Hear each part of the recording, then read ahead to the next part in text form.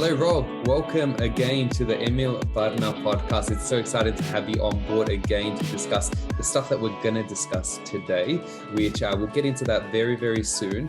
But for those who haven't heard your previous interview, we covered that in the first few interviews, podcast episodes of the Emil podcast, and we touched on trauma, we touched on body-based therapies, and you as a clinician gave a whole bunch of insights into how things like Gestalt therapy works and somatic experiencing and the trauma system and how the nervous system tends to respond in certain stresses and all that sort of stuff. So I think I really enjoyed that discussion. I want to welcome you to the podcast again and give you the opportunity just to begin with. Is there anything our listeners should know about you before we get started? Thanks, Emil. It's a pleasure to be here again, and thanks for inviting me. Really appreciate it. I guess in relationship to today's talk, we're going to talk about transpersonal counseling, psychotherapy, however you want to call it. So I guess from that, I just want to add my perspective to that is the fact that I'm a Diamond Approach student, and I've been doing that for about 15 years. And also I've had a sort of steady meditation practice for over 30 years. So I guess as well as my psychotherapy, I just wanted to add those two elements to the field. What little I might know about that transpersonal psychotherapy. And are they all complementary? So the Diamond method, which I have no idea what that is, and I'm sure our listeners would love to know, and the meditative and the transpersonal, do they work in unison, or like what's going on there? Yeah, right. I suppose for me, because I have my psychotherapy background, and then I have my spiritual orientation to the world, which encompasses the Diamond Approach and the meditation. So with the transpersonal psychology, I've sort of blended those two together. That's what it is. That's what transpersonal psychology is, in essence, is emerging, or integration of a spiritual worldview and a psychological worldview, if that makes sense.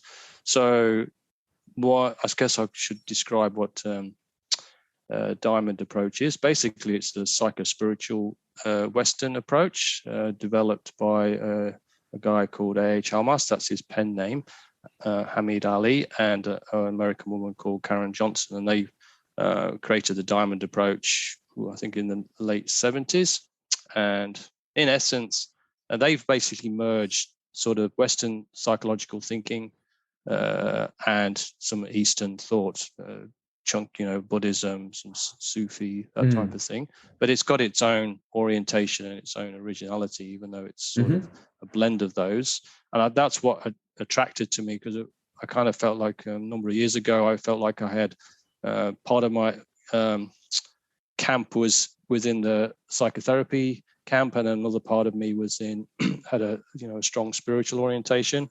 And then when I first came across Diamond Approach, it seemed to marry the two together. And bingo, I was sort of like, oh yeah, I kind of want to get involved. Excuse me. And and as I say, the rest is history. So as soon as I found out, I joined. Were they clinicians who just basically wanted to integrate the Western approach with Eastern approaches, or what? Like, yeah, right. No, not at all. Almas was actually a nuclear physicist. He was studying in Berkeley. Okay. And Karen Johnson, I'm not sure what she did exactly, but she had obviously an interest in personal development, spirituality, and those, I think, through happenstance, those two met, and through their friendship and their own personal work together, they developed the Diamond Approach. It's sort of, from Hamid's perspective, he said he just started having personal experiences where the Diamond Approach actually emerged. He just described himself as a conduit for the teaching, and Karen and himself, after decided to create the school Ridwan, and then the Diamond Approach as a methodology.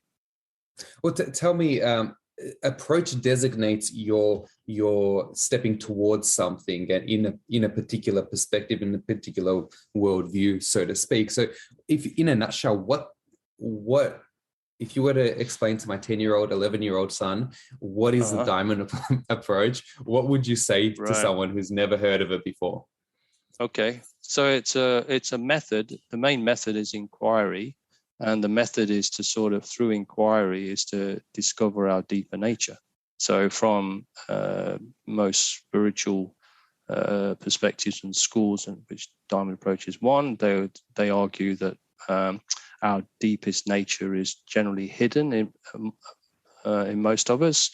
We might have an intuitive sense that we have this deeper spiritual side of us, and the diamond approach is a methodology that tries to, it doesn't try, it does. It unpacks and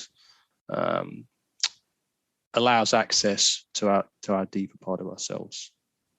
And this deeper part of oneself, how was this part understood before, say, the diamond approach came along and tried to integrate? Well, I suppose people would say, when I say deeper part, it's like our, there's different ways, different words to describe things. In diamond approach, we say our true nature. Some people could say, our spiritual self, our deep self, our big self with a capital S, our soul, our spirit, that element. So people have different words for the same thing, really. It's basically below, from a transpersonal perspective, it's basically describing what's below or beneath our psychological nature, if that makes sense. It's an interesting one because the word spirit is such a deep, like when someone says it's spiritual and within my spirit, I feel it right within myself. I remember doing a bit of etymological research into the word spirit, and from our Judeo-Christian perspective, that seems to be where the Western civilization has kind of developed in terms of Socratic thinking and Platonic thought, as that went further and integrated within various Judeo and Christian worldviews. The word spirit in Hebrew designates, or it's a word ruach, and you have to kind of get at the end of it. The ruach is, and that basically just means throat. It's a really interesting one, because you can say, I'm going to quench my throat with water, but basically you're quenching that innermost part of yourself, and that's what they understood, is like that deepness. And then married with Platonic thought, these ideals, these things that exist almost immaterial, and how that kind of comes into your soul, goes to heaven or hell or what have you, in various other traditions. It's so interesting how different traditions come together to understand something a lot deeper. And what I'm hearing you say is the diamond approach is one way of understanding that deep part of oneself. Exactly. That's a nice way of putting it. You're right, it is one way. I guess for those that have a spiritual orientation or worldview, I guess the part of the process is to find the way that suits your personality, suits your way of being in the world. And, that's why in the West, there's been, a huge uptake, generally speaking, with Buddhism, yoga, that type of thing. So people are finding, you've got this more of a smorgasbord of opportunity around what spiritual path or what personal development that that fits your personality or fits your style, kind of thing. So and diamond approach is one, and for me that fits nicely with my worldview, especially from a psychotherapy perspective. It just, for me, it's like their way of, like I said, of utilizing Western psychological thinking with some more Eastern contemplative ideas, like meditation, that type of thing. The marrying of those two together just seemed to be, for me, it was an extension of what I was already interested in from a psychotherapy point of view. Does it come at, so is it a therapeutic point of view, or is it trying to understand something from a metaphysical perspective? Is it trying to answer deeper questions about? Well, diamond approach would say it's a spiritual path. They wouldn't say it's a psychological path. They use psychological tools psychological theory to as a pathway towards going towards understanding ourselves as being a spiritual being. Yeah. All right. So I guess one way of describing it is, say, there's one the West, even though there's different Western psychological thoughts, whether it's Freudian or Jungian or whatever lens you want to look at. One of the commonalities that they would say was that our personality, through a developmental stage perspective, is a constructed thing. It's not like you were born with a personality. You're kind of born with some sort of predispositions, if you like. Every newborn is kind of their personality, in a sense, their like being traits. It's traits. That's a nice way of putting it. It's different, but the personality itself is constructed afterwards. So, and the East, basically, in the spiritual traditions, have said the same thing. They see it as fake because it's a constructed thing. So the West, from a psychological point of view, sees the personality ego as constructed, and so does the East. And so so if you know how something is built, then if you know how to build a house, you also know how to unbuild a house. And so the same logic, if you like, applies to a personality and ego structure. If you know how it's been formed, then you can do a reverse process of, through psychotherapy, etc., of deconstructing your personality. So what the question you can ask yourself, well, if I'm not my personality, who am I? And so do I disappear? And so that's the kind of that's sort of the key question. Who are we at a deeper level? And so Diamond approach kind of uses, like I said, psychological thinking and how that's constructed as a way through inquiry to penetrate, I suppose, and help like dissolve or loosen or become less identified with our personality structures to allow our deeper nature to come through. Because in the East, and I suppose from a Diamond approach, it's our personality and ego structure that sort of obscures and clouds, if you like, and our deeper nature. And we were identified more with our personality than we are with our deeper nature. And the aim, I suppose, in transpersonal psychotherapy is to unpack what we're identified with and allow some sort of space, I suppose, for our deeper nature to come forth. Can you give us some examples on how that might look like from a practical point of view? So someone comes up to you and they're worried about X, Y, and Z, and how do you? Okay, actually, I'll let you go. I'll give you an example. Yeah, I'll give you. So, like, take self-esteem, for example. So most people, will have on some level, to varying degrees, so I guess it's a continuum, some sort of self-esteem kind of challenges, issues to varying degrees. So, and what most people do when it comes to self-esteem is they tend to look outside of themselves. We tend to look for, a good job, the sense of success or appreciation from other people, so a validation in what we do. And generally that's an external orientation. We tend to see that from the outside. Yeah.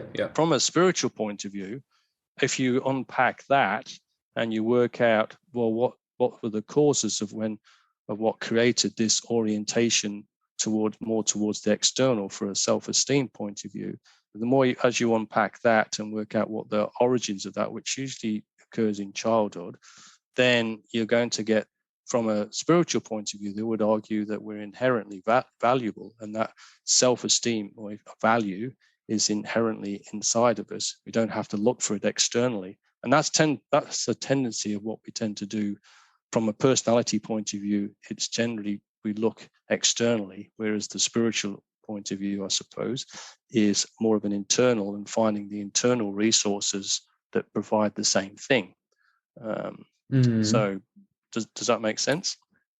It makes partial sense. So when it comes down to understanding it from All right. So immediately when you started talking about that, my mind went to say from an evolutionary psychological point of view, our evolutionary uh, descent or ascent, however you want to call it, into who we are right now. Right. How does something like that line up in terms of, well, we have certain proclivities, we are formed in the context of group dynamics, and we have our tribes, we have these shame-based systems where self-esteem are built upon. I mean, this is partial, even what I'm saying is quite partial, and to approach it, and you relegate your behavior based on how you tend to be perceived in the context of the community you are in and the context of the group that you see yourself in. And from a spiritual point of view, you want to take that step back and disassociate yourself from the group and look more inwards, and try to unburden yourself from the expectations of those groups so that you can acknowledge who you are at a deeper level. Like, am I following you correctly, or is there something I'm missing? You don't. Yeah, it's not about the spiritual. Well, in the diamond approach, they have a saying to be in the world but not of it. So it's not like some Eastern traditions where where you become a monk, or even in the West where you become a monk and you have to remove yourself from society and culture. So you give yourself the space so you can just focus solely on your spiritual practice and your spiritual development, right? Well, the diamond approach, doesn't really, it's not dismissing those paths. That's just not the orientation the diamond approach has. So from our perspective, or the diamond approach perspective, is that you're going to be in the world, but not of it. But that means you're still participating in daily activities, You're still participating, you can marry, have children, that type of thing, a family, be part of the culture, be part of the society. But at the same time, you're working towards, well, I'm not going to get sucked into elements of society that distance me from my deeper nature. And the thing with our current Western culture, particularly, it's very in its more materialistic stance. And it's more external in its sense around self-image, that type of thing. And it's there's less of a lens, less of an orientation compared to some of the Eastern cultures of being more inward. And so culture, especially Western culture, doesn't really, generally speaking, support a spiritual orientation in the world. I mean, you can have a religious point of view, that type of thing, but generally speaking, it's not. It's very external, it's very material, it has a sort of strong scientific perspective, which is not really, geared towards the inner world, which is more subjective, it's more direct knowing. And so then does that sort of, I'm not sure if I answered your question correctly. Okay, let's approach it from another way, because what I understand you saying is it's not necessarily concerned particularly with what's going on in the day-to-day if you want to have that next step into understanding who you are as a person and becoming at peace more and more with yourself. It's interested. It's more about what. So there's two ways of looking. Well, there's firstly, you've got to have an inner orientation to the world. So looking at who am I? Basically, that's that's the one of the bog standard deep philosophical questions. Yes, humans have been asking ourselves. Forever. So that's the inner orientation that you could say is the basis of spiritual perspective. Who am I? Who am I at my deepest level? Right. So that journey of self-discovery can happen through spiritual practice, but you can still be in the world. And so I'll say from a diamond approach perspective, say you do have that epiphany and you start having those tastes of yourself, that you're starting to understand who you really are and that what your deepest nature is. The next part of that is living it in the world. So there's the realization of yourself and your deepest nature. Okay. Then there's the actualization of that realization in the world. And so from my personal truth is that the deeper that I get to know myself, the acid test is, can I live that in the world, and can I live that in how I relate to people, how I'm performing in the world, in from an ethical or a moral perspective, if you like, that type of thing. It's kind of like, so just for example, I could say, well, I discover, I have this experience of my deepest nature as pure love. And so my heart's open and I feel this overwhelming love for myself and other people. I might have that I'm sitting in meditation and my heart opens up and I have that profound experience. The beauty of it, is wonderful. But then the art of it is, can I take that same feeling, that same connection that I have, and give it to others?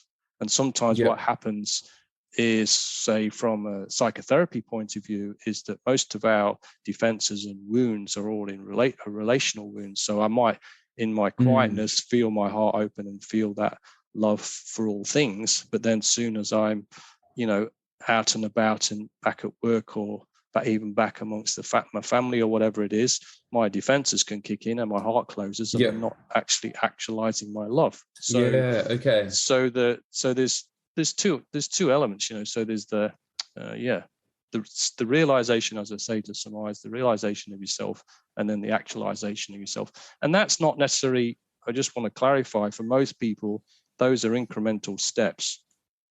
You might have little awakenings about who you are, and then you have then that gets integrated in small steps out living in the world. It's kind of like planting seeds, and you need to water those seeds and put them in the right conditions and see the seeds grow, rather than just be like, okay, well, I'm going to plant something and hope for the best. It's probably not a good analogy, but at the same time, I understand. I know what you do. You have to sort of the seeds that start to sprout in your spiritual practice, and then have to be nurtured in our worldly lives. Because there is the experience, and I can speak from my own experiences and others that I've spoken with, that you can achieve a deep sense of relaxation, of timelessness, of in the momentness when you're doing a particular, say, a spiritual practice or a meditative practice. Say someone's praying or someone's in a deep meditative or hypnotic state, and they're truly in that moment. And then that's awesome. They feel open, they feel love, they feel connection and oneness with others. And then when that finishes, life gets in the way, and then it's hard to translate that state with the day-to-day, and you have to pick up your kids and pack lunches and then get some project done and go to sleep. And what I hear you say is that in small increments, it's about bringing yourself back to that state and implementing it in the day-to-day. Or am I completely misreading you? No, you're exactly right. And I would add, well, when you go, how you were describing it, how you're going from that sort of being in the now, that timelessness, etc., and then you're back out with the kids, and then you have to do the day-to-day stuff. Then you say, well, from that one place to the other, there's a loss, in a sense of, well, what happened to that timelessness that when I'm with my kids? Well, from the transpersonal point of view, or the diamond approach point of view, they'll be looking, well, what stops you from maintaining that? There's something happens between when you go from the being completely in the now to then sort of losing that nowness, or that in the moment sort of experience that you were describing before. What causes the loss? And so invariably it's our identifications, it's our patterns, relating patterns with other people, that stops us, where we lose our sense of connection to our sense of self. And that's in essence is the diamond approach is, well, what's in the way? What stopped that? And that's where the inquiry is. And or from a transpersonal point of view, that's what the therapeutic process could be about, is unpacking the the hindrances or the defenses, or what we avoid type thing. What do we get identified with? it smells similar to from a Buddhist approach, where my understanding and my reading of many Buddhist philosophies and the way that they approach is almost like an unshackling or unburdening or a detaching of the pressures of attachments to things in particular, to the point where you want to detach yourself, even for example to relationships, like Siddhartha Gautama tended to do when he left his family, when he left his son, and walked into the woods and achieved that detachment, and that's the pre-genitation, if that's a word, to nirvana. Is that? But then it's not. I mean, that's because you're describing, Buddha's that's the renunciate path, and for some people that's what they do, is they renounce the world, renounce attachments to family, partners, work, everything, and then retreat into a monastery or an ashram or the Western version, going to being a nun or a monk or whatever it is. Yes. And so then you give yourself that space to do that. Well, for most people, that's just not doable, and it's not even attractive. I have no qualms with, people if that's their calling, then fantastic. Yeah. If you got a Dalai Lama type calling, where you want to join, become a Tibetan monk, then all credit to you. But for most folks, that's not the case. And for myself, that wasn't a calling. I kind of had an orientation towards that at some point. Early in the early days, I thought, should I do that? But I never did. My calling was to be in the world, and I think that's most people's. That's how most people are. But that, for me, that doesn't mean you can't lead a spiritually rewarding life in the community. You can still go through that process of, well, what am I attached to? What am I addicted to? Or what am I, where do I get lost in the outer world? And getting lost, I mean, like losing my sense of self, or why don't I feel happy, or why am I not content? Where's my sense of self-worth, or where's my strength, or where's my open-heartedness, or where's my love for myself or my kids or my other family members or the general society, etc.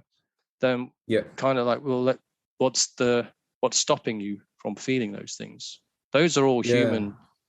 From my point of view and my belief, they're all inherent human potential. They're just, you could say, they're unconscious, or they're just out of awareness for nearly everybody. And what I'm interested in is supporting people to connect to those deeper qualities and living them in their life more regularly, in a more deeper way. Because that's supposed to be, well, that, in my experience, that is the difference between people that experience the deeper qualities of themselves. It feels more substantial, more real, more permanent, more like who they are, rather than being identified or just experiencing emotions. Emotions are a sort of, from a diamond approach, they would say they're sort of not real. They're sort of personality constructs developed out of thoughts. They're not deep qualities, deeper essential qualities. In diamond approach, we call them essential qualities. They're not deeper essential qualities that we have, that we can access. Okay, so let's break it down a little bit deeper. And I wonder, are there certain qualities that this deeper self reflects, that if everybody, regardless of their path, their way forward, when they go back to their deeper selves, as you put it, they would tap into these certain qualities, and that is universal for each person who goes back to their deeper self? Or is there something else at play? Yeah, I think I think different spiritual paths have different emphasis and sort of orientation, and so, like, say, for Buddhists, they're big into compassion and loving kindness. That's that's an inherent human quality. most people, and so same in the diamond approach. That's one of the essential aspects that can emerge from our true nature, is a sense of compassion that and a loving kindness. So yeah, and then most people can relate. If you tell somebody about love, every human on the planet virtually knows what love means, but then there's the deepest states of love that that's more unconditional. And diamond approach, they differentiate different kinds of love. There's personal love, which is that love, it's not a narcissistic kind of love. It's an inherent knowing that who I am is loving, and it tends to be directed to yourself. And then there's the passionate love, where you which sort of self-explanatory, is where you feel a love for something in a passionate way. Or there's another kind of love called merging love, where that's particularly, you can see that between moms and babies, infants. There's a merging there between the two of them, which diamond approach call it merging love. So you can have that with your intimate partner or with anything. If you experience merging love, that means literally you merge with the other, whatever the other is, whether it's a person or a thing or a tree. You can experience it, that type of thing. So so yeah, to answer your question, yeah, there's definitely universal qualities that are typical. It's just like I said, that some spiritual paths tend to emphasize some things over other things. That's all. It doesn't mean they're not true in those paths. So how is it any different to somebody, say, choosing a particular spiritual path for themselves, or a religion, or what have you? Tell us a bit about that. Again, like I was saying before, I think it's more you're tuning into what feels right for you. I mean, why some people are, the West has a big, a lot of people are interested in Buddhism, for example. Why that is, I don't know, whether it sits more of a Western mindset, but then, like I said, yoga. I think it's more, it's just my advice would be just you tune in to what feels, it's like what clicks with you, really. There's plenty, like I said, there's plenty of options around. If you have an interest, or there's some kind of orientation or inclination towards something more deeper and spiritual, my advice would be, go shopping first, taste different things, and then see which one fits you, which one gels with your personality, with your worldview, or kind of, because and use, I guess that comes down to a feeling, intuitive sense of it, or what feels right. And that's what happened with me. I tried different things, and I was happy in different paths. I had a strong connection with the yogic traditions, and there's multiple yogic traditions. I mean, I just followed a few, but then when I discovered diamond, that was something clicked even more for me. Something just felt right about it, and that's how I'm focusing on that, and have been for a number of years now. Okay, so I think what my mind is trying to grapple with right now is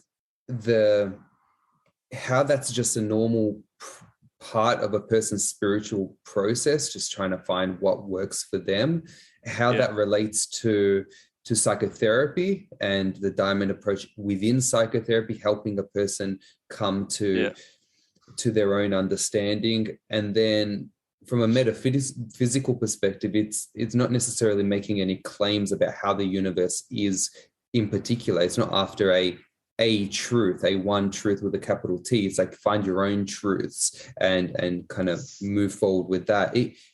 So there's a few things that my mind's trying to juggle at the moment, trying to understand and unpack this. And so if I'm trying to unpack it, there might be other listeners who might be grappling with this as well.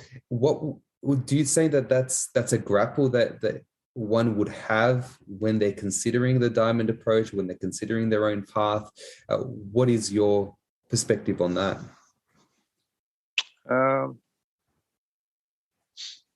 I didn't grapple so much. It's a good word. Maybe some people will. I think most people will know if they've got a spiritual orientation or not. And it's not for everybody. And again, I'm not judging that. It's just that's what I'm into, and some other people are.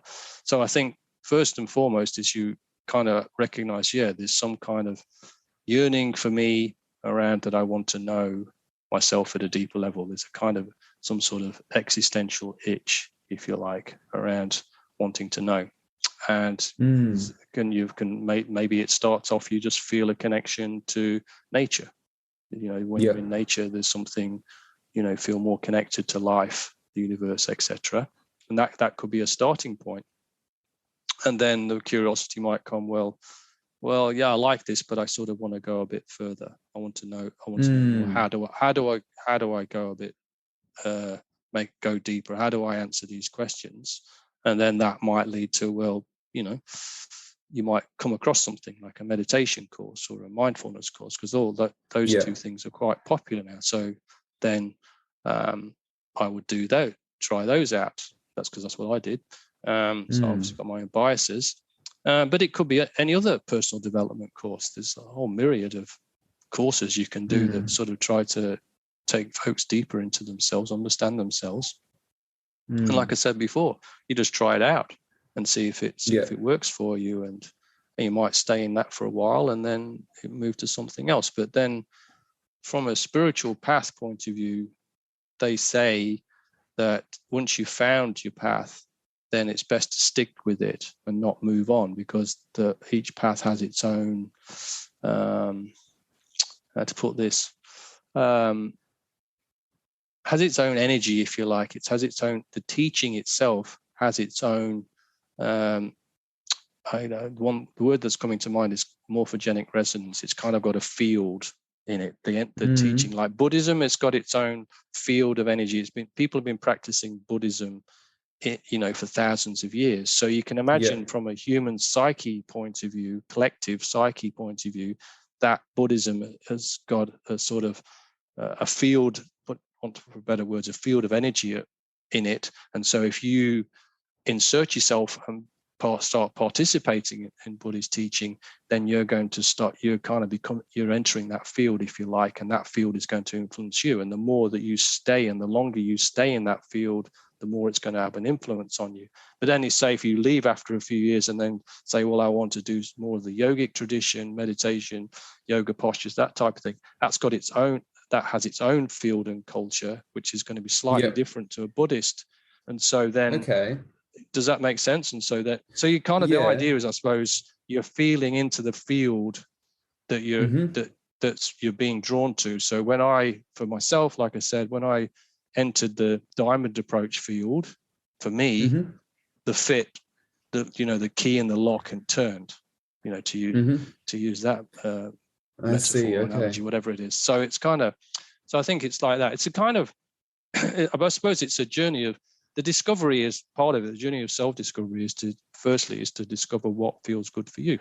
So you just, it's like going go on. Yeah, no, I was going to say, it just reminds me, I did a recent interview with Dr. Stephen Porges, who discovered the polyvagal theory for any listeners who might not be aware of that one. And we had a discussion once the cameras were off afterwards, and he was going quite deeply into his own spiritual practices. Now he's a scientist when it comes to discussing these sorts of things that are going on within the human stress response, the sympathetic, parasympathetic nervous system, blah de blah, mumbo jumbo. if you haven't heard of that or aren't interested in that stuff, but he was reflecting on a book that he's had in his mind for a very long time, that is integrating a spiritual.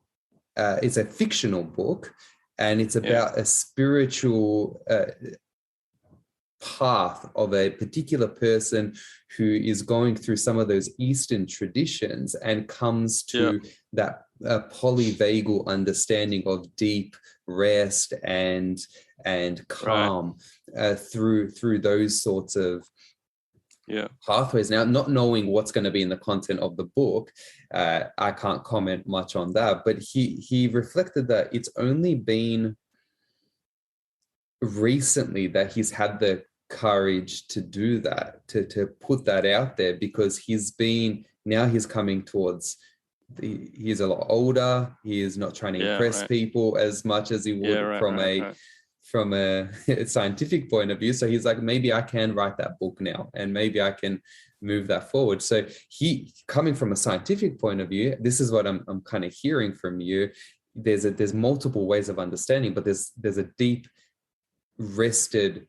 deep-seated need for many people to dig a bit deeper, rather than just that day-to-day and understanding the how and the what, but understanding the why and that deeper nature that is, I guess.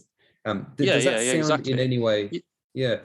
Like a few things were coming up for me when you were talking. One was I totally get where he's coming from a scientist point of view, because there is a bit of a there clearly is a schism or a split or a difference between the scientific viewpoint of the universe and then the spiritual view of the universe, and they're not exactly sharing the same bed. But it's increasingly more scientists are open to a spiritual perspective. But one of the interesting things around the two, the commonality is the method. So you've got the scientific method, is where you've got some sort of idea type thing, or a thought about something. Then you form an experiment to sort of try and prove your thought, theory, etc. And then it's peer reviewed. And then is it repeatable? That experiment is repeatable. Well, spirituality has the same thing. Well, the question is deep, like I said before, who am I? All right. Then there's these spiritual schools that say, well, yeah, we're looking at that question. Here's the method. The method could be, most common one is meditation, or the spiritual practice. Go on, do that. So that's the experiment. Then it's peer reviewed, because then you go and do the meditation, follow the practice and the process of meditation, however it's described to you. And then you go and talk to your teacher and say, well, this is what I did and this is what happened to me. And the teacher said, yeah, that sounds about right. No, it's not right. And so it's peer reviewed. And that, do you know what I mean? So it's the same methodology. One, science is looking at more what's happening in the physical universe, the external universe, whereas spirituality is looking at the internal universe. And it's got its own methods. And even qualitative data methods are, man, I remember doing, as part of my master's research, we were investigating a particular modality, and I took a single case study approach where we had to deliver a modality for a trauma-based intervention. And what we found was, when it goes through that peer review process, there's so much other stuff that you miss that comes up that's like, okay, well, what about this? How come you didn't focus on this? This doesn't really make sense. Chuck it back, do it. And that's where you got that preprint, what's there. And then you've got peer review, and then you've got to go back to the drawing board, make the adjustments, and come back at it. And so qualitative research, where you're understanding the quality of, say, an experience rather than the quantity, you're not putting in methods, crunching numbers and that sort of stuff. It's a whole different ball game, but there is a sort of logic to it, because there are certain ways that you can do that, just like you're explaining. I think John Kabat-Zinn brought the mindfulness-based stress reduction paradigm into the West from a scientific point of view, and studied a whole bunch of that sort of stuff. So, and that was the transcendental meditation that seems to be the more studied approach. So you can have individual experiences, but you can also study them at a larger level. And so people who are more scientifically minded, would you say that people who are scientifically minded have a harder time at coming across these sorts of approaches from a spiritual point of view, or not? No, I think no, not really. No, if they scientists in general, are quite inquisitive, and so they're curious about how the universe is. So if they utilize that same curiosity and same interest into their internal worlds, then there's no reason why they can't have, their own personal experience in this. I can't think of any off the top of my head now, but it's not like there's no scientists that don't have a spiritual point of view. I mean, you just talked about Stephen Porges. So there's I think there's a conference in America called the SANS conference that tried to utilize spirituality and science, non-dual and science. I think that's what it stands for, spirituality and non-dual science. Something that's basically trying to bring the two fields of thought together and seeing where there's crossovers and where there's differences of opinion, that type of thing, and where they can merge together later on. Yeah. So they're not mutually exclusive, not in my opinion. My educational background was science. I was biochemist, so I don't. Okay. Yeah. So it hasn't really hindered me. I was an atheist and rationalist, and but I haven't thrown all those things out. I haven't thrown the baby out with the bathwater. My rationalism and my logic. They're still unique critical thinking to sort of be able to discriminate and discern from the rubbish that's out there as well. That's true. There's a American philosopher. I think he might still be alive, by the name of Alvin Plantinga, and he wrote a book Where the Conflict Really Lies, and I think its subtitle is Religion and Science or something of the sort. And he kind of tackles that scientific approach where a person.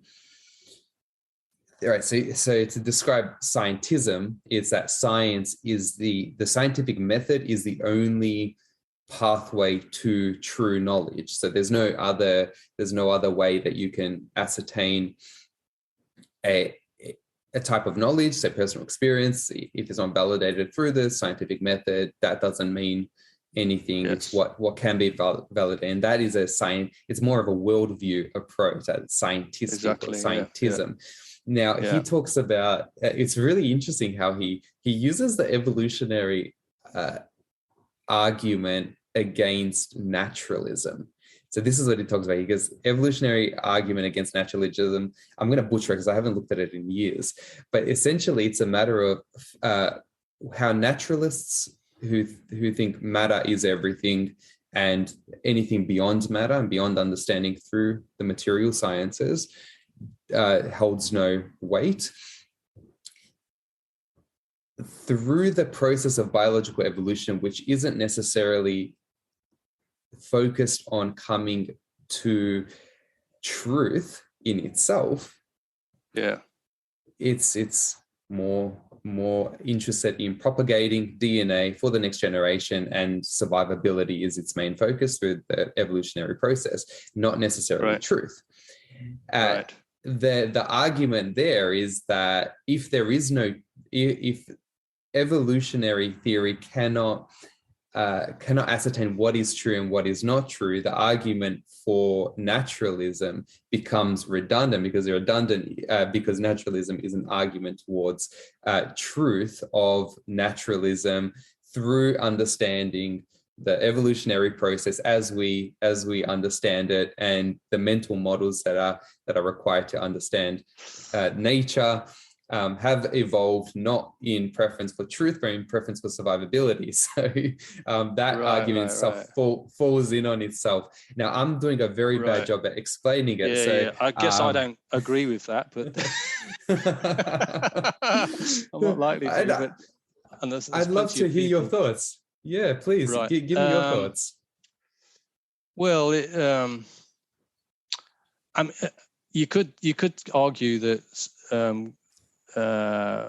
Well, if you read Ken Wilber's work, I haven't for a long time, but Ken Wilber is an American philosopher. I think he's tends to be called more of a philosopher, but he's also, I would say he's spiritual philosopher, basically.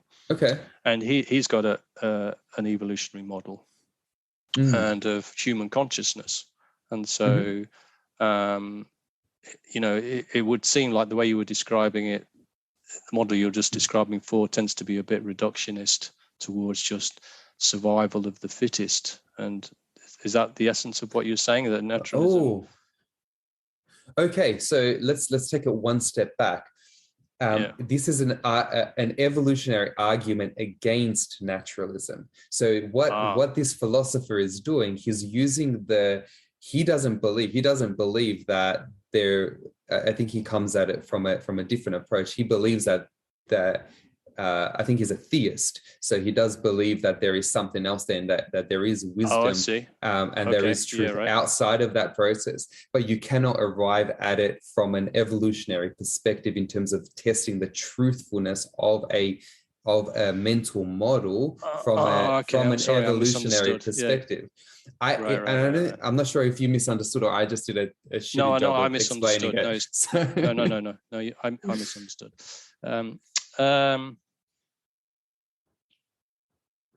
Yeah, I understand what he's saying, like, but I still feel like you can understand the truth from both perspectives. It depends how you approach it, I feel, right?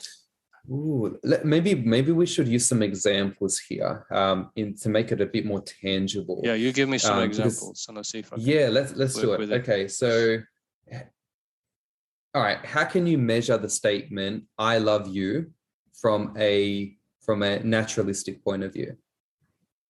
And say what a naturalistic point of view is from that point of view then? So I'm clear. So let's just say that a materialistic point of view then. Okay, nothing exists out of what we can materially observe and measure. How can you measure the truthfulness of the statement "I love you"? Right. So in that sense, you can't measure the truth through subjective experience. That's what his argument is, right? Is that what you're saying? That's why you need extra evidence. You need other types of evidence rather than just the materialistic worldview from an evolutionary point of view. Now, he's not arguing that the utility or the truthfulness of evolutionary theory, but rather the use of evolution to say that the statement naturalism is true. He's arguing against the utility of that argument against naturalism. So that's what he's saying. You cannot use this argument that of the material sciences to promote your belief that naturalism is true. Naturalism is the only thing that exists, and that there is no thing outside of nature. There's nothing outside of nature. Here I am. I'm still grappling with the what naturalism is. I think that's where I'm. Right. So naturalism. Maybe I'm conflating the two: naturalism and materialism. Yeah. We're talking about. I'm conflating the two. Materialism is the belief that nothing beyond what is materially observable and investigatable exists. So that's a scientific. Generally a scientific perspective, right? Yeah. Yes. Got that. All right. Yep. And so the statement, there is nothing outside of nature. Nature is all there is, and that becomes the statement of truth. There is nothing outside of nature. So nature is nature. So what's different? What's the difference between nature and the science perspective? Then is nature like physical objects and the universe? Yes. As in my understanding, it's what is within the observable universe, and even the what exists from a material perspective. Right. So that seems to me is the scientific point of view. What you observe with your senses, or the extensions of your senses through like microscopes, machines, and that type of thing, then that's observable, right? And so then yes. And so in that observable materialistic perspective, you can measure or identify evolution, right? Is that kind of all right? So true, is what you're saying? Yeah. So you come to that understanding by through the evolutionary, through the scientific method, which the main biological paradigm is evolutionary theory, and that's the best paradigm we have so far. Right. So I can come back to Ken Wilber again and people of his ilk, because they would argue that the not just the material perspective, like Ken Wilber would call those things the it and its, like you've got an individual it, like an atom, and then groups of atoms, which forms organisms, if you like, are its. So you could have a person and people. So you've got person is an it, and then you can have people as a culture, and it's its. Well, that's one side of the argument. The other side, which is again is more the subjective perspective, which is the inner experience. And so he would argue, and I would argue, because I agree with him, is that is part of the evolutionary process as well, that humanity has evolved not only as the physical universe evolved, but consciousness, if you like, through animals' development, coming towards, at the moment, humans seem to be the pinnacle in some sense of the word around consciousness expression and our potential to express. And we've clearly evolved. If you look at where we've come from and how we treat each other, just for argument's sake, would say that was an evolution.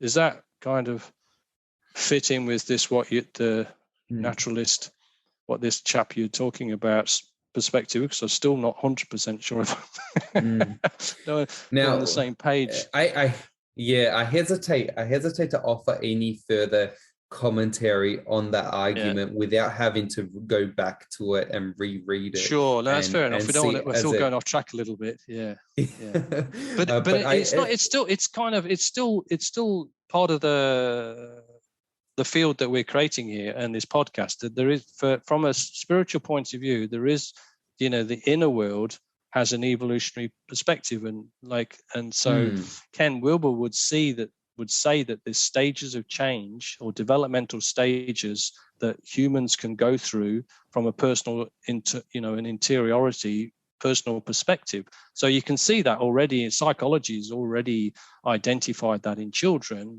that as we go through developmental stages through our infancy, adolescence, and adulthood. Well, the spiritual extension of that is that when we get into adulthood, that our spiritual evolution can continue, and that Ken Wilber would argue that there's stages of development, of opening to greater and wider view of reality, but it's an internal perspective.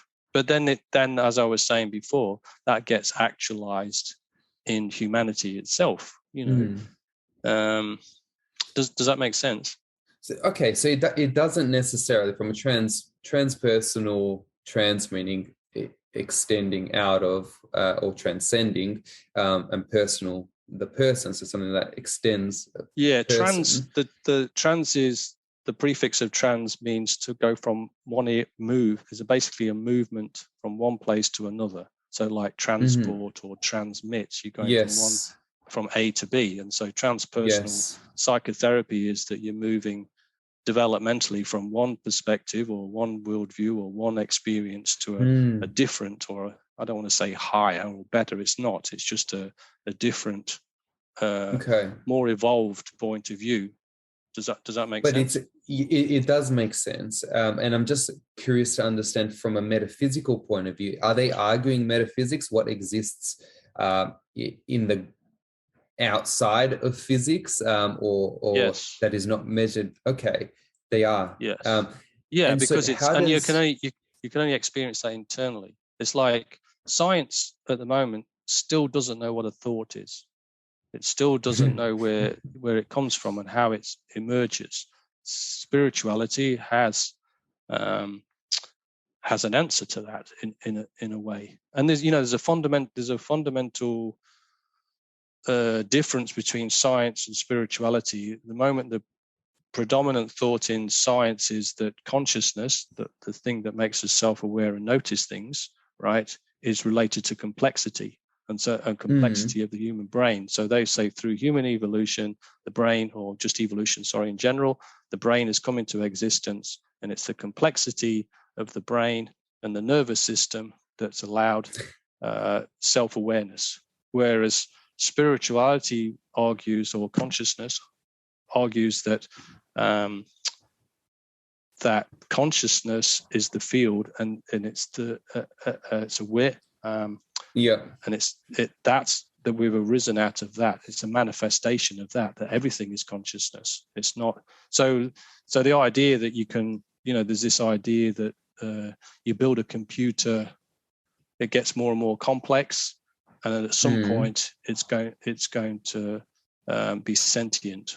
Well, spirituality will say that's not true. It won't happen,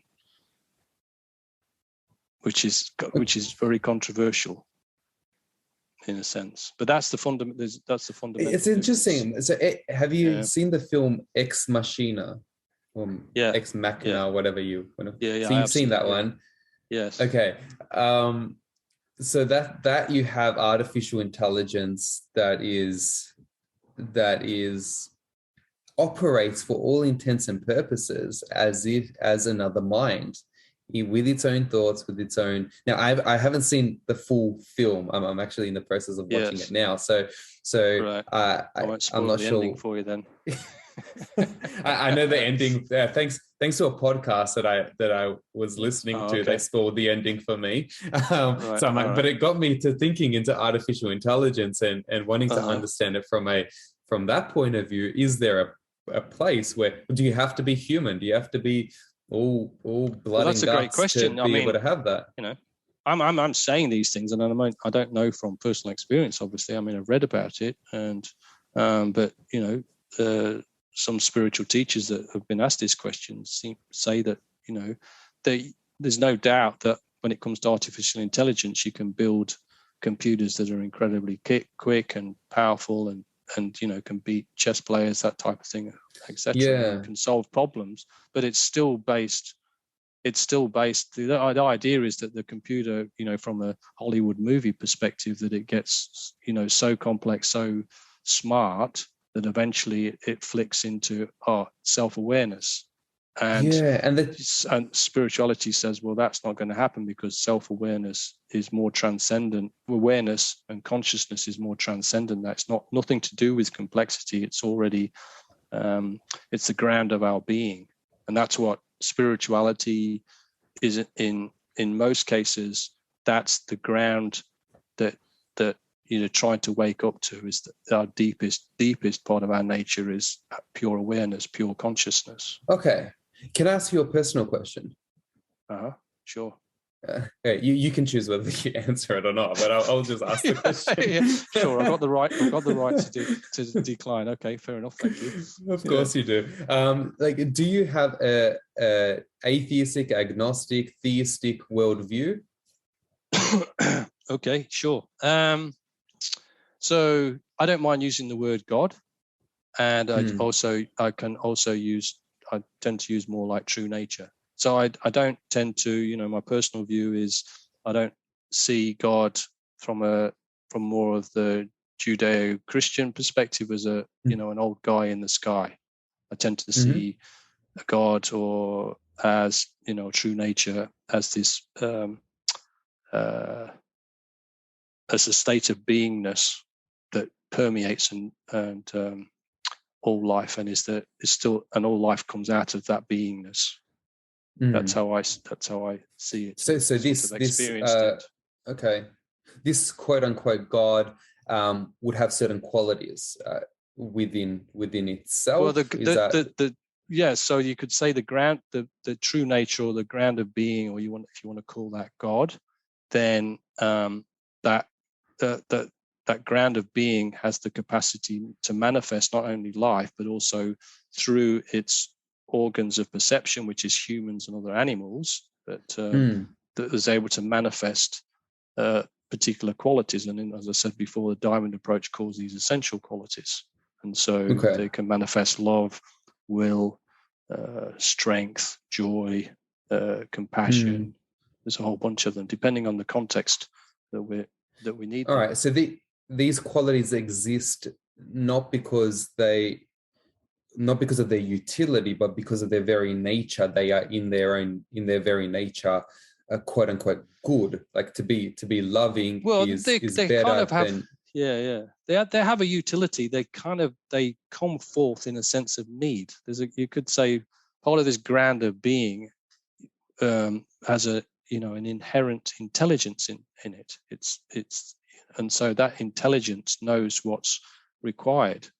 And so as people connect to their own personal ground of being, that connect, which is the same ground of being in everyone. This is where, people say there's a sense of want, they experience a sense of oneness or a sense of unity. It's that ground of being that they're tapping into, that they feel within themselves and feel that everybody else has, right? And that ground of being can manifest, if it's needed, a sense of pure love, unconditional love, or if it needs to be strong and have a sense of strength in a certain or capacity to do something, then that can manifest in that person. But it's our personalities and ego structures that prevent or block or obscure these deeper inherent potentials. Okay, it's quite interesting that many faith systems and philosophies tend to arrive at very, very similar qualities that are seen as positive, as wanted. And I guess the question there would be, where do these come from? Is there some sort of immaterial predisposition towards wanting or being drawn to these qualities because of their very nature, or is it that they've developed over the over the evolutionary process? No, the argument is that the ground of being has always existed. It's outside of time and space. That's the experience that mystics and spiritually evolved people. There's that pure consciousness, pure awareness, or pure being, whatever you want to call it, is transcends time and space. But it also manifests time and space. So it permeates in it, but it's also outside of it. And so the sort of a waking up experience is recognition that I am that, and at a deepest level, but it's manifesting in this physical universe. Okay. So there's no sense of separation. Right. Yeah. I've been doing a lot of research over the past year or so into the quote unquote evil nature of human beings, and I'm going to qualify that a little bit, because I want to say I'm trying to come at it from a psychological point of view to understand things like Milgram's experiments and Zimbardo's Stanford prison experiment, and how people tend to be very easily able to access some very deep-seated. The only word that I can think of is evil. Okay, yeah, sure. Are you comfortable? Yeah, are you comfortable with using that word? All right. Yeah, of course. Yeah. All right. Let's use that word. That just because someone in authority would tell us to tell an ordinary person to do something, people tend to gravitate towards that. And we see this from I'm reading a book at the moment called Ordinary Men, which tracks the descent into, use the word again, evil, of some ordinary policemen in 1942 Poland. So they were just ordinary guys with occupations such as a barber and a teacher and a shop owner, and just random people, mid to lower class, who were drafted into the police services rather than the military because they were too old, or they were veterans of World War I, and they were there to keep the peace in Poland. And that quickly changed into the orders of the final solution, and they had to go around killing men, women, children, old people, young, and these were just ordinary people that just because they were told to do this sort of stuff, the majority, and I've got to say, it was about 80 to 90% of men who were in that did it. And there were about 10, maximum 20% of people who refused to do any of that. Right. So So there seems to be, and this has been replicated with Milgram's experiments, with the Stanford prison experiment. In fact, Philip Zimbardo wrote a book that looks at how good, I think the subtitle is How Good People Become Evil. I want to understand from a transpersonal point of view, because we're talking about beautiful characteristics that we should all move towards. And I'm using that word should very purposely, that I think it presents a state that most people would benefit from. But how does transpersonal psychology offer any explanations on this other, like as Jung would call it, this dark side, this shadow self of human nature? And well, yeah, that's, I mean, people have written books books about this, and I'm not sure whether I could sort of argue it succinctly. Well, give me your sense. Humans beings. So there's two things I was thinking. Human beings, you know, we do have this. We live in this duality and binary of good and evil, and you know, the potential to be loving and potentially to be violent. And I think Goethe said something to the effect that there's no sin or no bad, awful act that I'm not capable of committing myself. And I think humans definitely have, it's just part of how we're made in some sense. We have this potential to be both inherently evil and inherently good. Well, no, I won't say inherently evil. I think we're inherently good. Our deepest nature is good. And I think that transcends those experiments that you're talking about. If you're just using ordinary folks, I would say they haven't accessed their deepest nature. But we also have this potential, it's not inherent, but we have this potential to be, as you say, evil or dark. And I don't think most humans are created that way and not born that way. And they might have some sort of predispositions, but that's another discussion. But so why in those experiments 80% of those folks in Poland, you know, acquiesced and became, you know, to whatever gods at Auschwitz or whatever they did. They were responsible for, it's under 500. Sure. Under 500 men were responsible for upwards of 80,000 deaths. Right. So there's something. I think it's more interesting the 20% that didn't.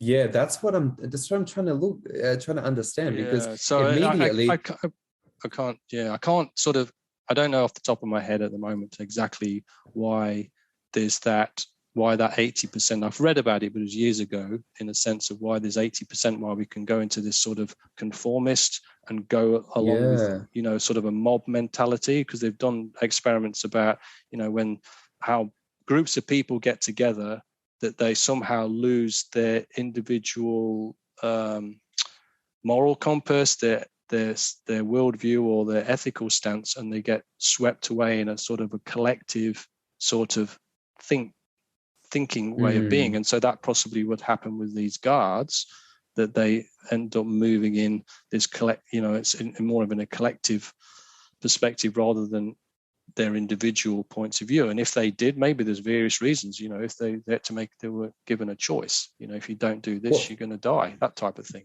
you know. So that's what some of them had recounted, which is very interesting. But not once has had any any judicians or judicial representatives found a case where a person who refused to do that was punished. They weren't able to find any case of that. Interesting. But there was an expectation that they would be punished if they didn't go around with it. But let me give you something really interesting. At the beginning, and we'll sidetrack from this very soon. It's just fresh in my mind, and I think that's a great from question. There. Yeah. At the start, their commander, a man called General Trupp, he was torn up with the order that he received on high, and he had to communicate the order to his men. And he was saying, well, we have to go to this particular village and we have to kill everybody that's there. Men, kids, women, old people. and that has come up from high. But if you want to sit out, then you can do it. And that was given. And I did the calculation of those people. There was only 2.5% of people who immediately said, "No, I'm not going to do it." 2.5%. And then, and some people might have been quite shocked and didn't understand it, but then between 10 and 20% afterwards, after that instruction, pulled out and they said, "No, we couldn't." So they found other jobs that they could do, like guarding the village, or doing a few other things, being guards rather than going there and point blank shooting people. And so I tend to disagree with your statement that we are inherently good. I thought that for quite a long time when I was doing my undergraduate and my graduate studies, where the humanistic approach was that all people have their inherent goodness within oneself, and then there are there's a whole bunch of research that I came about that people are predisposed.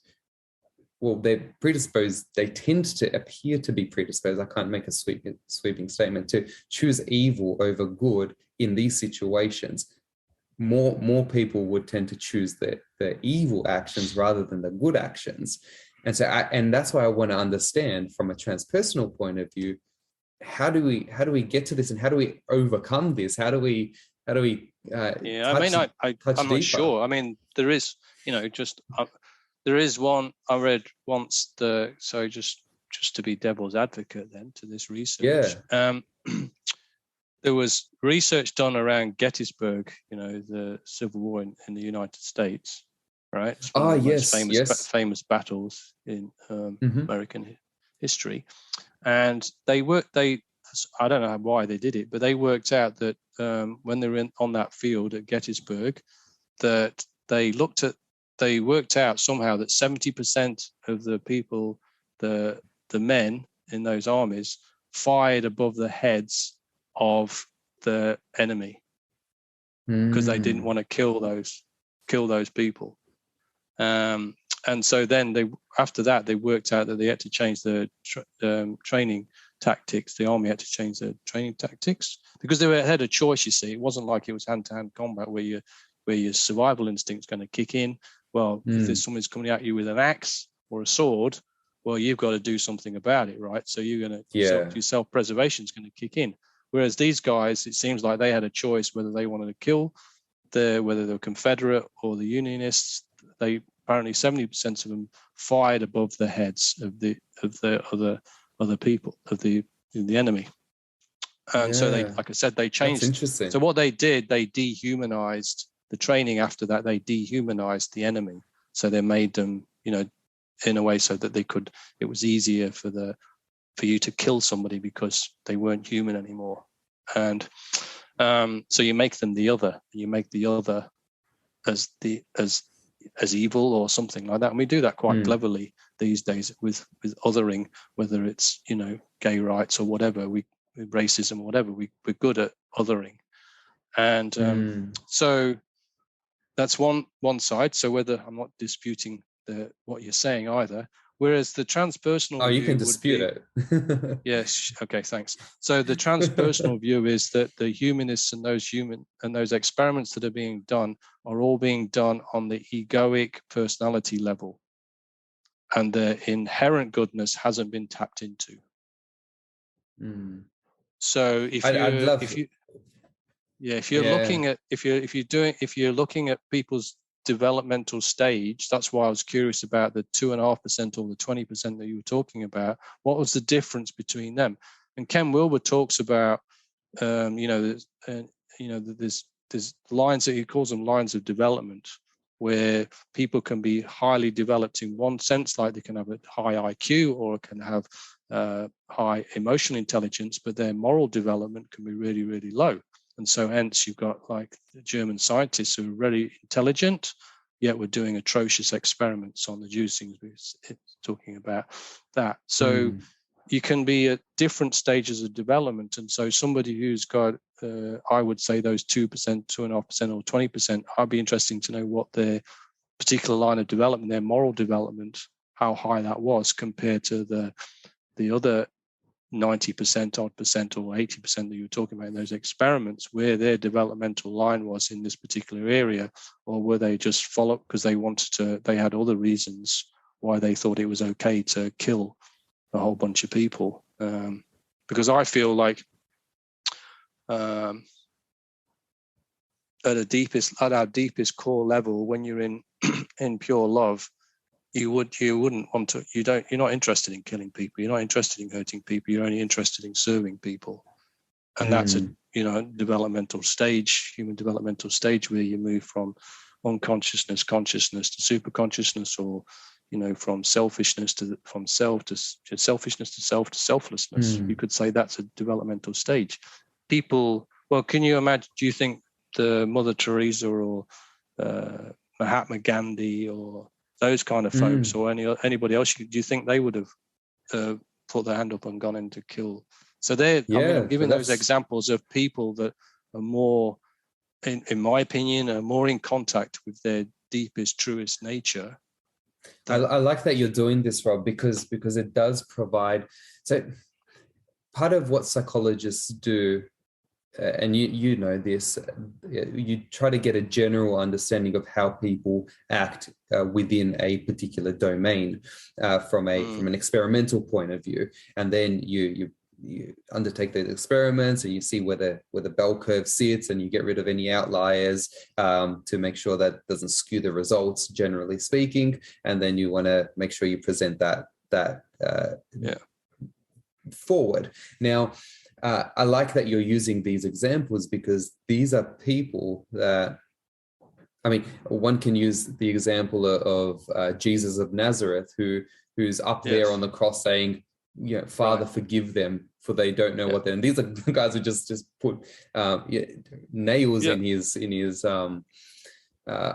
his hand. So these are the interesting things, that there are always outliers out there, and it's good to remind ourselves that there is that opportunity, there is that way of that's right. And it's the same with Tibetan monks that have been tortured by the Chinese.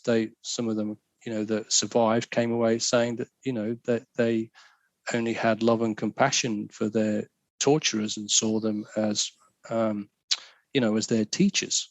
I mean, to have that perspective and have that open-heartedness is, as you say, they're outliers, but they're outliers for me that show where the human potential is, whether you're Jesus or you're a Buddha or you're a Tibetan monk or whatever, whoever, Mother Teresa or whatever it is, whoever you see as a significant kind of figure, as a positive human figure, then they signal to me where the potential is for us, me and you and most other humans on the planet.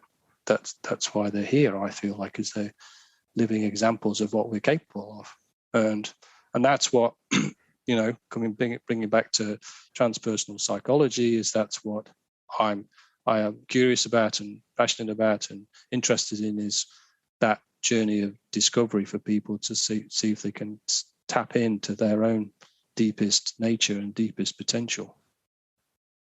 So we stop doing the atrocities that humans are really good at. And that's where, for me, that's where, if we survive, that's where humans are heading towards, is that, that inherent potential. We're still relatively young species. If you look at the length of time Homo sapiens have been on the planet, it's only about 70,000 years that we've been around. And, and compared to the billions of years, or whatever it is, hundreds of billions, I don't know, whatever it is, billion years that life's been on Earth, it's a blink of an eye. So we kind of have to cut ourselves some slack as well around, the bad. There's a lot of good. I think people are more good than they are bad. And, the evidence is we've got less wars now than we've ever had and that type of thing. So I'd like to sort of see the glass half full on that perspective. Yeah. One thing I do want to pick your brain on is if you have any interest or understanding of what I'm going to ask you.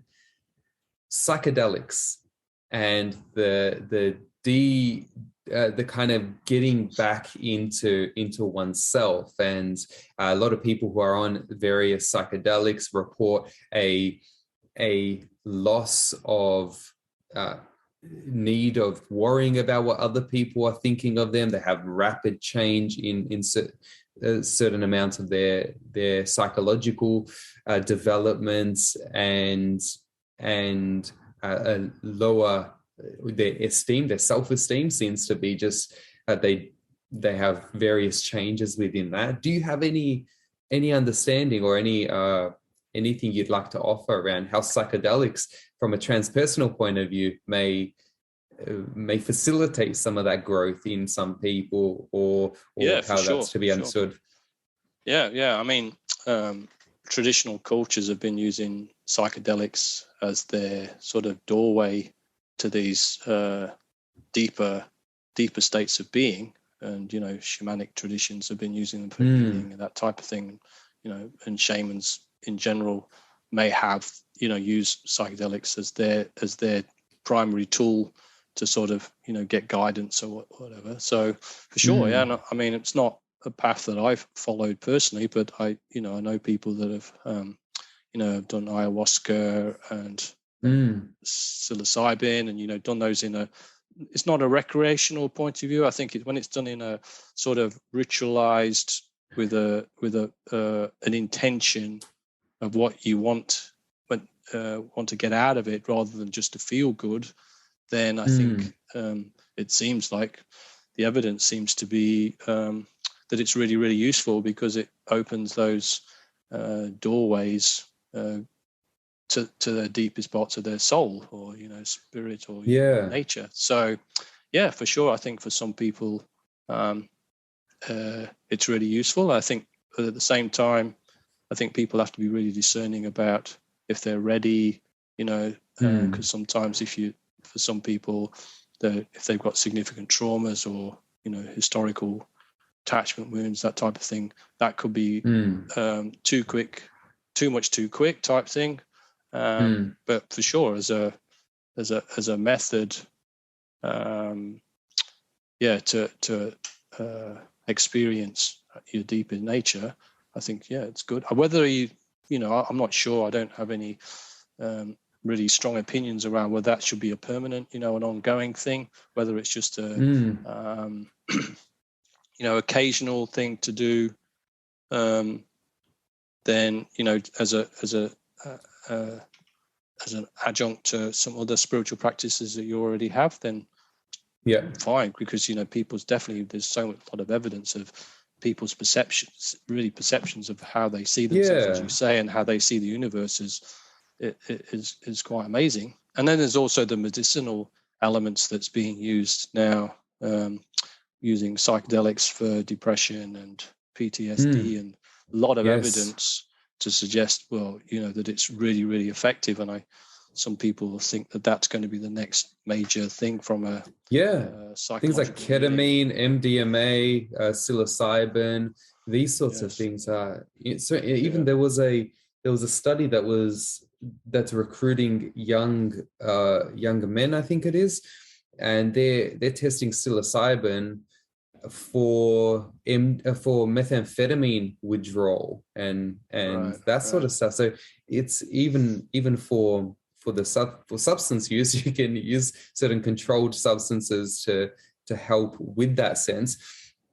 And I think it's an interesting process that our scientific evolution is pushing us towards.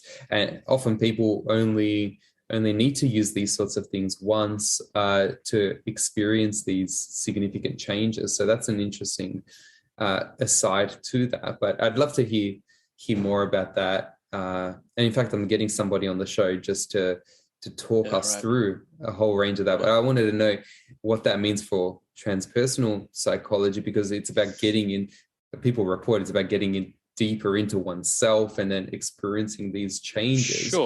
Sure. I think, definitely. It's definitely another pathway, like I said, another pathway, another adjunct or something you can add to your sort of the different techniques you might be using, whether it's, in accompaniment with meditation or something like that. Yeah. Whether it's, I'm not sure whether, like I said, whether it's an ongoing, you use it regularly and that's your spiritual practice, and that's what it, but I don't really know. I don't know if there's enough evidence for that just yet, but I think it's exciting. There's more research, bit more research needed, because some people, I've because I've also talked to people that said that you can use psychedelics and they can have a negative impact on you, on your energy and your subtle body and all this sort of stuff. So it can deplete you of your life force energy, because if you because that's what it requires. It sort of opens your perceptual doors, and you have these experiences, but it uses life force energy to be able for that to happen, and so people can come away feeling really depleted, low mood, that type of thing. So I think there's a dance, I think, there, and how it's used and when it's used and in what circumstance. Yes, you definitely need to be careful with who you're doing it with and how it's been administered and what you're actually putting into your body. It's exactly. A intricate process. I want to give you the opportunity. Is there something that we haven't touched on that you think would be important from a transpersonal point of view, or even just from a therapeutic, or giving our listeners some hope and some practical strategies and some things to take away? What comes up in your mind when you hear that? Yeah, good question. I think what's coming to mind is, I think if you've got an inclination, if you're unsure, is to give it a go. And if there's sort of anxiety or fear sort of stopping you from taking that step forward, then I would just reach out to somebody, or find somebody that maybe that's interested in it, a personal friend or something, or ring a professional if they're into transpersonal, somebody who's into does transpersonal work, or a meditation class or something. Just take that extra step. I'm not really thinking of anything that we've missed. Probably is, but nothing's coming to mind. It's quite a big topic. And transpersonal psychotherapy is there's no one, it's not the same for everybody. Like, I've got my bias, which is, like I've been saying earlier, is diamond approach. That's what I'm using in my practice. But another transpersonal psychotherapist or counselor or psychologist would have their own. They could be coming from a more of a Buddhist perspective, or somebody could have like a Sufi perspective, or a more of a shamanic, nature-based transpersonal view. So I think if you're interested in that, then I would say find out which, if you've got a particular drawn to a particular area, then find the right person that fits your view. So if you're a Buddhist, then it makes sense that you wanted to go and see a psychotherapist with a Buddhist perspective. Then you would see that, wouldn't you? It's common sense, I suppose. I can't think of anything else at the moment. Well, if we can do a short example, like if somebody, let's just say someone's not going to access a counselor in the immediate, but they're having all these, they want to get back in touch with their true self, with their deep self, with what it is that they want to do. What could they do today? Something that they could do today, this week, this month, to help them along that journey. Meditate. Like, find, there's plenty of apps on you can get on your phones, and YouTube channels do some kind of something that basically where you're stopping and you're tuning in. So the idea is the gaze is inward, it's not outward, and so so you could just do that, find 10 minutes in the day, and just do a sit and do some kind of practice, meditation practice, and see what happens as you do that. That's in Diamond Approach, we still have meditation practice. So even though inquiry is the main method, that's the simplest and easiest. I mean, there's just so many. Just listen to some talks on YouTube. You can just put in spiritual talk on YouTube, and there's just thousands of hours of people talking about this stuff. So there's not enough hours in the day to listen to it all, and there's lots of people who've generously given. There's one, whatever it is, a meditation practice or a yoga nidra, which is a relaxation, embodied relaxation process. There's so much to choose from. That probably is more the hardest part. There's so much. What do I go towards when there's so much choice? Do you have any advice on how to approach that when you could just be hammered left, right, and center, and probably some people who are if you've already got I see what you mean.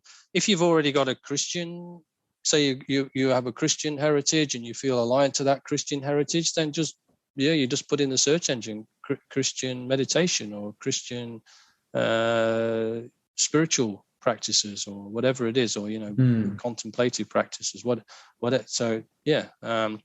If you've got more of a you're into nature, then natural world and walking, hiking, and that feels you're more sort of less theistic and more just into the universe, physical universe, then Google that, see what happens. And I must say, Sam Harris. Have you heard of Sam Harris before? He's as a neuroscientist and philosopher, but he's also an atheist, and he's very hard into the meditative practices and developing oneself. He's got for any of our listeners who might be agnostic or atheistic or non-theistic, and that sort of stuff, Sam Harris may be a good person to look at. He's got an app that you can get engaged with. There are a whole bunch of options. My favorite sorry, go on. Well, I was going to say my favorite for meditation, because it's free, no ads, it's Australian, it's simple, and you got 2-minute to 45-minute meditations, is Smiling Mind.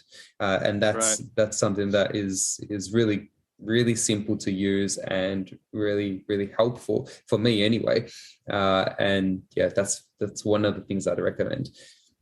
Yeah. So one of the things that, I like about transpersonal psychotherapy is that if you do have a meditative practice and you start a meditative practice, what's stopping me from going deeper?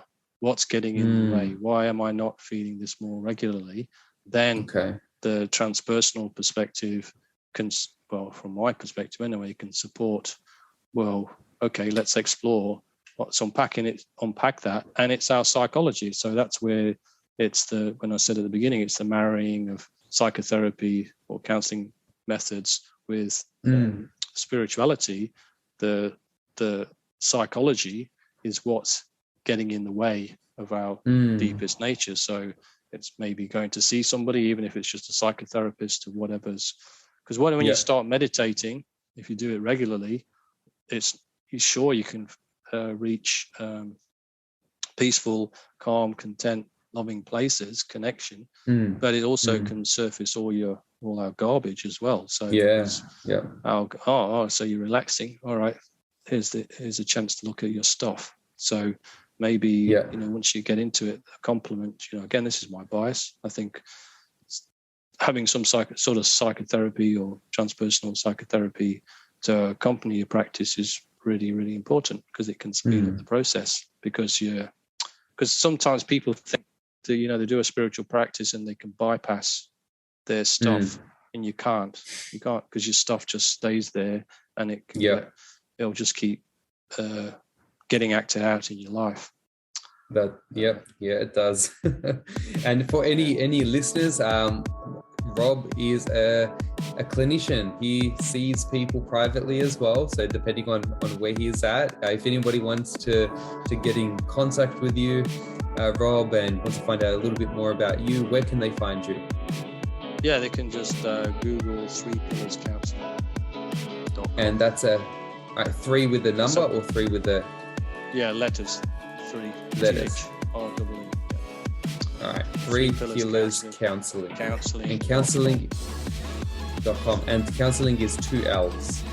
The Australian. Yes. Yeah, the Australian spelling. Okay. Yeah. All right, wonderful. Again, Rob, it's been an absolute pleasure having you on board, and I look forward to disseminating this and giving people more and more insights into transpersonal psychology, psychotherapy. Thanks for joining us. Yeah, thanks for having me. I really appreciate it and enjoyed the conversation very much. Hopefully, we've, as you say, piqued people's interest. I'm sure we're going to just come to the surface. Thanks a lot. Yeah, it's great. If you enjoyed that chat, there are plenty of others on the Emil podcast. And if you'd like to help the podcast out, please subscribe to our YouTube channel, the Emil podcast, as well as subscribing on Instagram at the Emil Barna, TheEmilBarna. I'm also on Facebook and on LinkedIn. And you can also drop me a line, visit my website, www.barnacc.com, so we can have a bit of a discussion and a chat, and I respond to all of my emails. If that's your gig, if that's what you want to do, I look forward to hearing back from you and hearing what your opinion was on transpersonal psychology and all the sorts of things that we covered today. What I found pretty interesting, quite riveting, was the discussion around human evil and goodness from a transpersonal point of view, and how we can tend to frame that from a getting better sequentially system in our minds and working through that. So keep tuned until our next episode. Have a good day. Thank you for listening.